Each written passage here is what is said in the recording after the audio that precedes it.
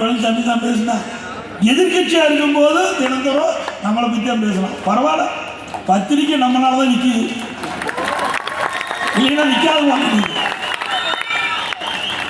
இதில் நேற்றைய தினம் தினமலர் பத்திரிகையில் வருது, பல மாவட்டங்களில் 16ஆம் தேதி முதல் கனமழை பெய்யும், வங்கக்கடையில் காற்றழுத்த தாழ்வு.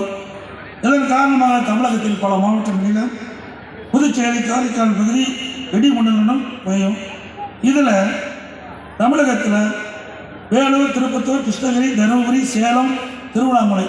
நான் தருமபுரியில் எழுச்சி சுற்றுப்பயணத்தை வச்சுருந்தேன், 17-18 வச்சுருந்தேன். இந்த பத்திரிகை பார்த்துட்டு வானிலை ஆராய்ச்சி மையத்தையும் கேட்டேன்.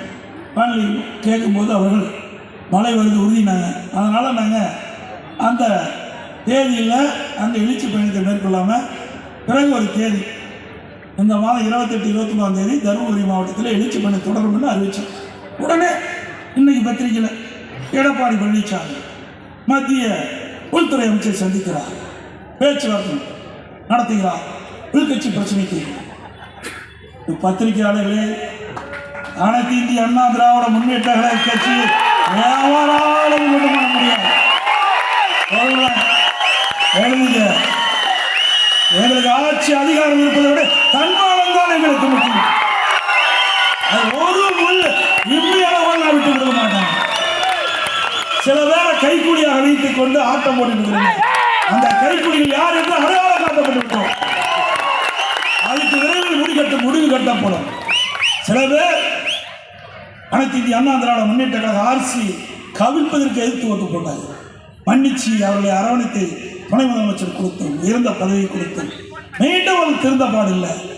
புனிதமாக அண்ணா திமுக கோயிலாக இருக்கின்ற அந்த தலைமை கழகத்தை அடித்து நுரைக்கி மற்றவர்களை கட்சியில் சேர்த்து விடுமா?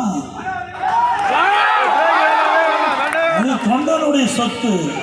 தலைமை கழகம் தொண்டனுடைய சொத்து. நீங்க போய் அடிச்சு நொறுக்குனா அவரெல்லாம் கட்சியில் சேர்த்திக்கணும். இன்னொருவர் நம்முடைய அனைத்து இந்திய அண்ணா திராவிட முன்னேற்ற கழக ஆட்சி கவிழ்ப்பதற்கு 18 பேரை கடத்திட்டு போனீங்க எம்எல்ஏ, அவர்களை கட்சியில் சேர்த்து. இதெல்லாம் யார் ஏற்றுக்கொள்வது? நான் தொண்டனாக இருந்து உயர்ந்திருக்கிறேன். எனக்கு உறுதியான எண்ணம் உண்டு, உறுதியான மனநிலை உண்டு, எதற்கும் அஞ்சாத